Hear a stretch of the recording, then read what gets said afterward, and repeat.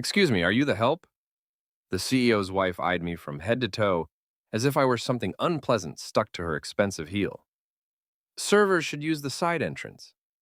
Nearby, three executives hid their laughter behind champagne glasses while my 14-year-old daughter Zoe, who I'd brought so she could see what a real professional event looked like, stared with widening eyes. None of them knew, not even the CEO himself fully understood, that I was the founding partner who owned 62% of the company and personally chose him for his job. Ashford Technologies' annual gala at the Ritz-Carlton was a tradition I'd started 12 years ago, back when the company was nothing more than an idea scribbled on napkins in my cramped studio apartment. Now it had grown into a $340 million company with offices in 6 countries. 700 employees depended on us for their livelihoods, and the wife of the man I entrusted to run it had mistaken me for hired staff. I wore a simple black dress, elegant but modest, because I'd never liked showing off. My hair was pulled back, and the only jewelry I had on was a pair of my mother's pearl earrings. I probably looked like someone who worked for a living, which I did. I'm not with catering, I replied evenly. The woman, Diane Ashworth, wife of CEO Gregory Ashworth, raised a perfectly sculpted eyebrow. Then who are you? This is an executive event. Invitation only. I'm aware, I said. I designed the invitation list. A flicker of confusion crossed her face. Before she could speak again, Gregory appeared beside her, champagne in hand, laughing from whatever conversation he'd just abandoned. Diane, darling, I see you've met... He stopped, all color drained from his face. Ms. Monroe, I didn't realize you were attending this year. I almost didn't, I answered, but I wanted to show my daughter what our annual celebration looks like. I gestured toward Zoe, who stood slightly behind me, cheeks flushed with indignation. Gregory's eyes bounced from me to his wife. Diane's expression shifted from superiority to uncertainty. Your daughter? She repeated. I'm sorry, I don't believe we've met. I'm Diane Ashworth. I know who you are, I said. A heavy silence settled over the group. The executives who'd been snickering were now staring intently into their drinks. I was just explaining to your wife that I don't work for the catering company, I continued, though I can understand the mix-up. Simple black dress, no diamonds. I must look wildly out of place among all this. I gestured lightly at the glittering crowd. Success. Gregory laughed too quickly. Ms. Monroe has a unique sense of humor. She's actually leaving, I cut in. Zoe has school tomorrow, and I think we've seen enough. I placed a protective arm around my daughter and headed toward the exit. Behind us, I heard Gregory whisper sharply, Do you have any idea who that was? I didn't hear Diane's answer. I didn't need to. The next morning, I was in my home office by 6 a.m. The room was plain, a repurposed spare bedroom with a second-hand desk and a view of my modest backyard. Nothing about it hinted at the wealth it had produced. I'd started Ashford Technologies in 2012 with $50,000 saved from 10 years working as a software engineer. The name wasn't even mine. I'd pulled it from a random generator because I wanted the company to earn its reputation, not borrow mine. For the first 3 years, I was everything: CEO, CFO, lead developer, customer support, even janitor. Once we needed to grow, I brought in investors. I kept a majority stake but stepped back from daily management. I was brilliant at building systems, not managing people, and I've always known my limits. 5 years ago, I hired Gregory Ashworth as CEO. He had every polished qualification I lacked: an MBA from Wharton, the slick confidence, the ability to charm investors and impress clients. On paper, he was perfect. In practice, a troubling pattern emerged. The culture was changing. Complaints about toxic behavior were rising. Women were leaving at twice the rate of men, and Gregory seemed more invested in flashy appearances than meaningful leadership. I'd been planning to address it for months, but last night sped everything up. At 7 a.m., I emailed him and the entire executive team. Subject line, emergency board meeting, 10 a.m. Full attendance required. Topic, company culture and leadership evaluation. E. Monroe, founding partner. The phone rang within minutes. Eleanor, about last night. Ms. Monroe, Diane didn't know who you were.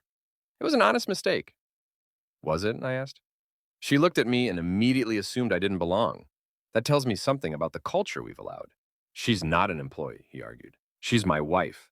Her opinions aren't the company's problem. Her opinions reflect what she hears at home, what she believes is acceptable, what she thinks represents us. I paused. We'll talk at 10. I hung up before he could answer. Zoe joined me in the kitchen while I made coffee. Are you okay, Mom? I'm fine, sweetheart. That lady was really mean. She looked at us like we were garbage. Some people judge others by appearances instead of character. It says more about them than it does about us. But you own the company. You could have told her. I could have, but I wanted to see how she treated someone she thought was beneath her. That's how you learn who people really are. Did she fail? Zoe asked. Spectacularly. She grinned. Are you going to fire her husband? That depends on the conversation we have today. The board meeting took place in the executive conference room at our downtown headquarters. The mahogany table seated 20, though only 8 chairs were filled. Myself, Gregory, the 5 board members, and Sandra Wells, our head of HR. Gregory sat at the head of the table, a position he'd claimed years ago without ever being given permission. I took the seat directly opposite him. Thank you all for coming on short notice, I began. We need to discuss the company's direction, especially our workplace culture. Is this about last night? Gregory cut in. Because I've already spoken with Diane, she feels terrible about the misunderstanding. This is about much more than last night. Sandra, will you share the retention data? Sandra opened her laptop with the calm focus of someone who had been waiting for this exact moment. Over the past 3 years, female employee turnover has risen by 47%. Exit interviews cite a hostile environment, limited advancement, and dismissive leadership as the main reasons. Those are subjective complaints, Gregory argued. People leave for all kinds of reasons. 63% of departing female employees specifically referenced interactions with senior leadership as influencing their decision, Sandra replied. Gregory's jaw tightened. This feels like a witch hunt. It feels like data, I responded. Sandra, continue. In the past 18 months, we've received 14 formal complaints regarding inappropriate comments. 3 mentioned executives by name. None resulted in meaningful action. We followed procedure, Gregory insisted. Every complaint was reviewed, and every complaint was dismissed as a misunderstanding or personality conflict. I opened the folder in front of me.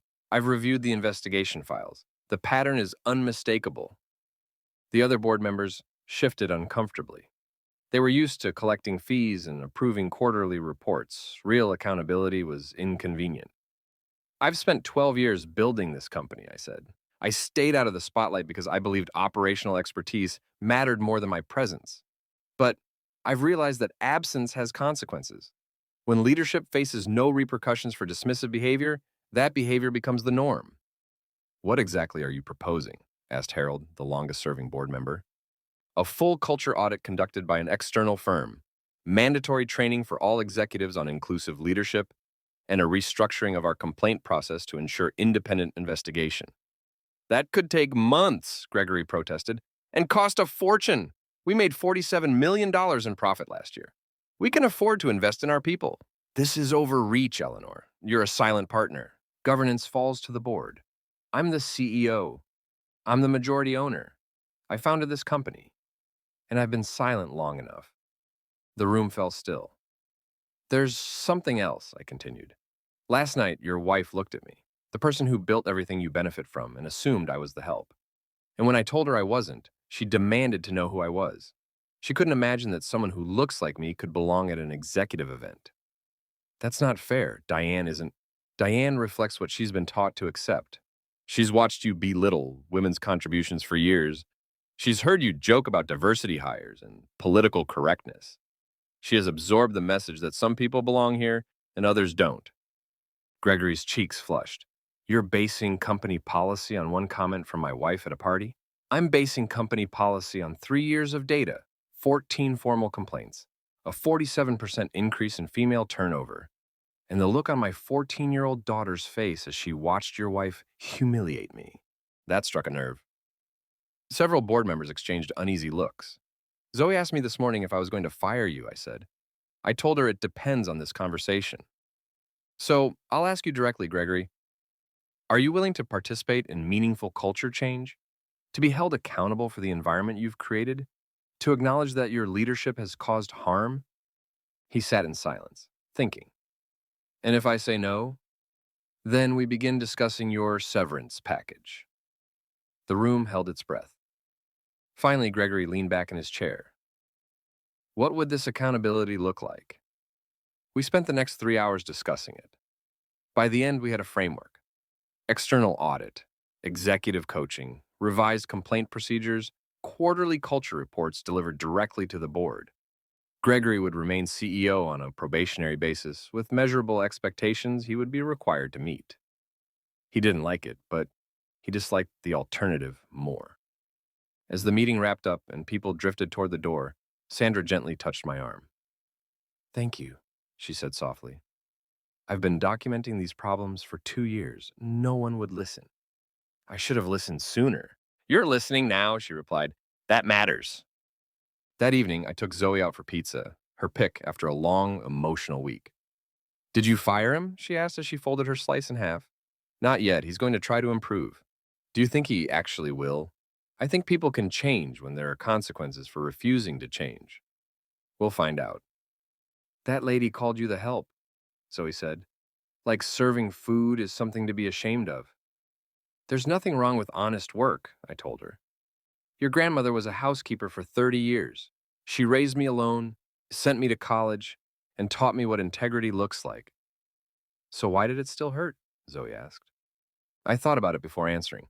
Because she wasn't insulting the job. She was deciding I was worth less than she was based on how I looked. That kind of judgment, that's what hurts. Zoe frowned.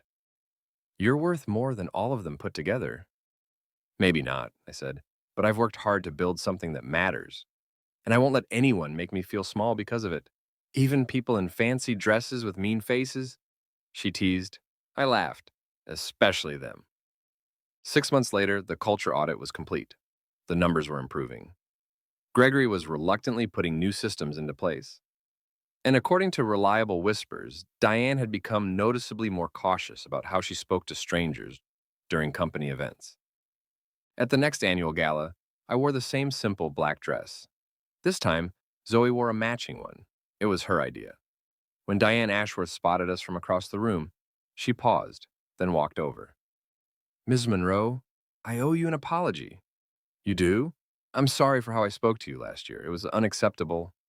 It was, I agreed. I accept your apology. She exhaled with relief, unsure what to say next. I helped her out. This is my daughter, Zoe. She's the reason I've pushed so hard for culture change. I want her to grow up in a world where women aren't dismissed based on their appearance. Diane looked at Zoe with something close to genuine warmth. That's a worthy goal. We think so, I said. She nodded and excused herself. Zoe watched her walk away. That was awkward. Growth usually is, I replied. Do you think she means it? I think she means it today, I said. Whether it lasts depends on whether she keeps doing the work. Like her husband. Like everyone, I said, including me. Zoe squeezed my hand. You're doing great, Mom. I looked around at the gala, the company I'd built, the people working to make it better, the future we were shaping together. We both are, sweetheart, I said. We both are the help. That's what she'd called me before. But help is what we give each other. Help is what builds companies, changes culture, and shapes people into something stronger. I'd spent 12 years helping build something meaningful, and I wasn't finished, not by a long shot.